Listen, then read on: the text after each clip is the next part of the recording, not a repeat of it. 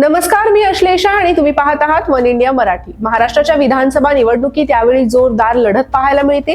50 मतदारसंघामध्ये शिवसेना विरुद्ध शिवसेना सामना असा रंगला आहे। मुख्यमंत्री एकनाथ शिंदे आणि माजी मुख्यमंत्री उद्धव ठाकरे या दोघांसाठीही ही निवडणूक अस्तित्वाचा प्रश्न आहे। यावरच त्यांचं भवितव्य टिकणार आहे। चला तर मग या 50 बिग फाईट लढतींवर एक नजर टाकूया। 2.5 वर्षांपूर्वी 40 आमदारांच्या बंडखोरीमुळे शिवसेना 2 तुकड्यांमध्ये विभागली गेली। मुख्यमंत्री एकनाथ शिंदे यांनी शिवसेनेच्या एका गटाची धुरा सांभाळली, तर उद्धव ठाकरे यांनी स्वतःच्या नेतृत्वाखाली पुन्हा पक्ष उभा केला।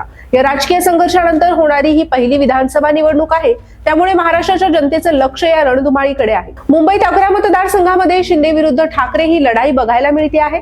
आदित्य ठाकरे यांच्या वरळी मतदारसंघामध्ये शिंदे गटाकडून माजी खासदार मिलिंद देवरा यांनी आव्हान दिलं आहे। भांडूप पश्चिम मध्ये ठाकरे गटाचे रमेश कोरगावकर यांच्या समोर शिंदेचे अशोक पाटील आहेत। अशाच प्रकारे दिंडोशी, माहीम, चेंबूर, भायखळा, जोगेश्वरी पूर्व अशा अनेक ठिकाणीही चुरशीच्या लढती रंगल्या आहेत। कोकणात एकूण 14 मोठ्या लढती होत आहेत। मुख्यमंत्री एकनाथ शिंदे कोपरी 5 पाखाडीमधून निवडणूक लढवत असून त्यांच्यासमोर ठाकरे गटाचे केदार दिघे आहेत। सावंतवाडीत दीपक केसरकर यांना ठाकरे गटातील राजन तेली यांनी जोरदार आव्हान दिले।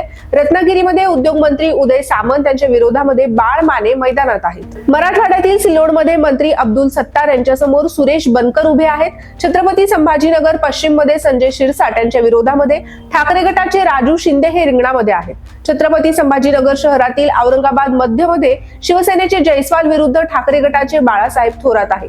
सांगोल्यात शहाजी बापू पाटील विरुद्ध दीपक आबा पाटील ही लढतही चर्चेचा विषय आहे।